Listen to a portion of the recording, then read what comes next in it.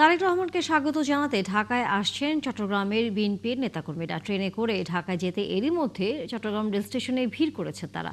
সেখানে আছেন সহকর্মী প্রণবেশ চক্রবর্তী। আমরা সর্বশেষ খবর জানবো তার কাছ থেকে। প্রণবেশ, আশা করি শুনতে পাচ্ছেন। রেল স্টেশনের চিত্রটা জানাবেন এখনকার। এবং আমরা দেখছি আসলে মানুষের ভিড় বিভিন্ন, শুধু রেল স্টেশন নয়, বাস স্টেশনও আছে। রেল স্টেশনে করে যেহেতু বিশেষ ট্রেনও চলছে, আমরা সেই খবরও জানি। এখন আসলে সেখানে মানুষের ভিড় কেমন দেখছেন?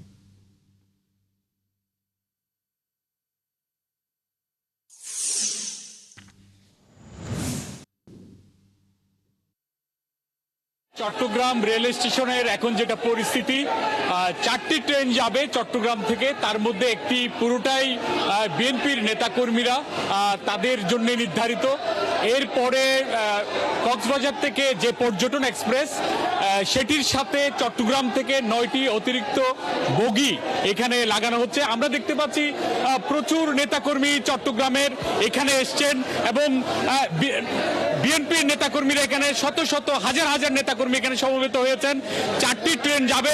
আমি এখানে বিএনপির যে নেতৃবৃন্দ আছেন তাদের কাছ থেকে শুনতে চাইবো, তারেক রহমানকে বরণ করার জন্য 17 বছর 3 মাস পরে তিনি স্বদেশ প্রত্যাবর্তন করছেন। চট্টগ্রামের বিএনপি নেতাকর্মীরা তাকে কিভাবে বরণ করবে, এখান থেকে আপনারা কি পরিকল্পনা নিয়েছেন?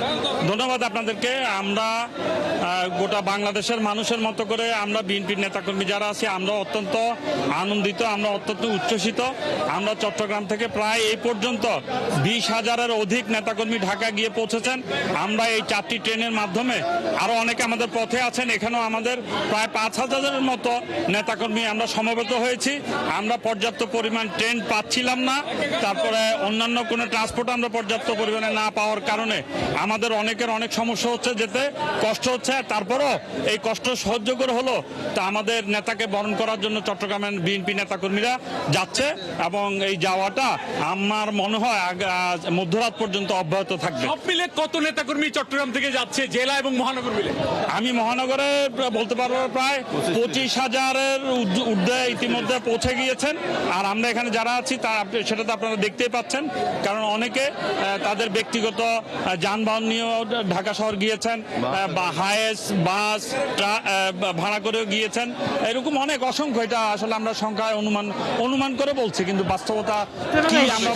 ধন্যবাদ আপনাকে। নিশ্চয়ই আমরা আবারও ফিরবো, জানবো চট্টগ্রামের খবর।